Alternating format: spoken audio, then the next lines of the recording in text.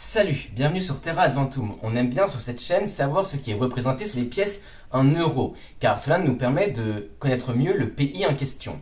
Nous avons déjà vu plein de pays, comme la France, l'Allemagne, etc., etc. Bref, allez voir les vidéos qui en parlent après celle-ci. Et aujourd'hui, voyons plus précisément les pièces en euros de la Slovaquie.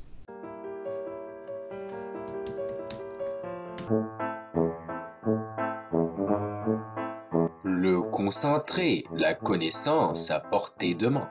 Par Terra Adventum. Avant de commencer, la Slovaquie c'est où?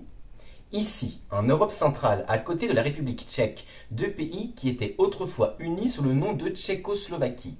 La Slovaquie est entrée dans la zone euro en 2009. Avant l'euro, elle utilisait la couronne slovaque. 1 euro égale 30 couronnes slovaques et 1 couronne slovaque égale 3 centimes d'euros.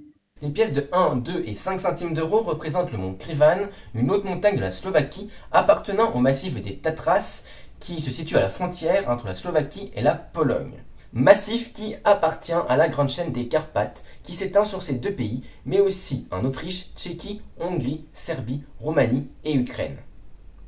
Les Carpates, c'est la principale chaîne de montagnes d'Europe centrale.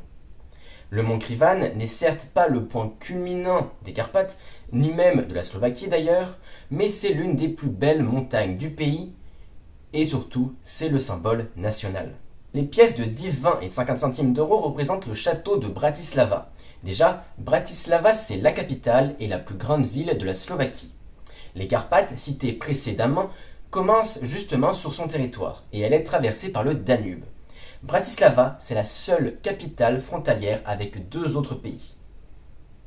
En effet, Bratislava se situe tout à l'est de la Slovaquie, à seulement 7 km de la frontière autrichienne et à 20 km de la frontière hongroise. Le château de Bratislava est évidemment un des symboles de la ville. Sa construction commence au Xe siècle alors que la ville appartient au royaume de Hongrie. En 1811, le château est victime d'un terrible incendie et tombe en ruine. C'est seulement en 1953 qu'il est reconstruit. C'est pour ça qu'aujourd'hui, son aspect actuel semble plutôt récent. Les pièces de 1 et 2 euros représentent les armoiries de la Slovaquie. Que sont ces armoiries? Il s'agit principalement d'une double croix. Elle aurait été utilisée pour la première fois par le roi de Hongrie, Béla III, au XIIe siècle, avant de devenir le symbole de la Haute-Hongrie, le royaume de Hongrie peuplé majoritairement de Slovaques. Il est donc tout naturel qu'aujourd'hui cette double croix est le symbole de la Slovaquie et des Slovaques. Symboliquement, la croix représenterait les trois principaux saints du pays, que sont saint Benoît, le fondateur de l'ordre des bénédictins, et les saints Cyrille et Méthode, ceux qui ont évangélisé les peuples slaves. On a déjà parlé sur les pièces en euros de la Croatie. La double croix repose sur trois collines représentant les trois massifs montagneux du pays, que sont le Tatras, qu'on a déjà cité, c'est là où se trouve le mont Krivan, la Grande Fatra et le Matra, qui, se trouve plutôt en Hongrie. Merci pour le visionnage de cette vidéo, j'espère qu'elle vous aura plu. Si c'est le cas, n'oublie pas de l'aimer, de la partager et surtout, abonne-toi. À la prochaine sur Terra Adventum.